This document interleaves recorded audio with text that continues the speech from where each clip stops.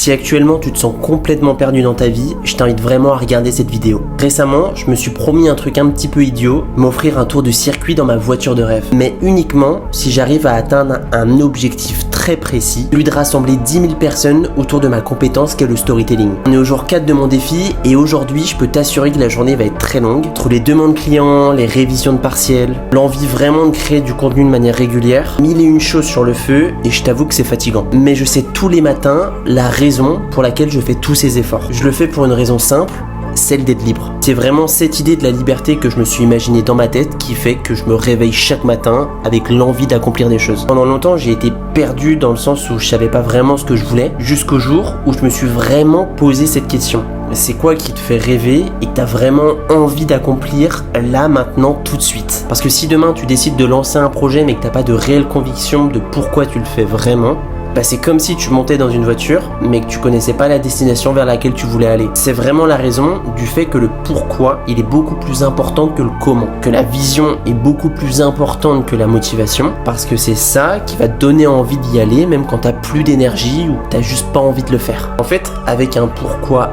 assez fort, il y a plein de choses qui tout d'un coup deviennent possibles et qu'on s'autorise soudainement à faire. Moi, ce qui me motive vraiment, c'est l'envie d'être libre et de retrouver une vraie forme de liberté dans mon quotidien. Tous les objectifs que je me fixe, c'est juste des étapes intermédiaires qui me permettent de me stimuler. Soit faire ce tour dans cette voiture ou non, c'est pas ça qui va changer ma vie, mais ça va venir travailler cette vision de me dire qu'il faut que je travaille plus ou que je fasse les choses de telle ou telle façon pour accomplir ma propre vision de la liberté.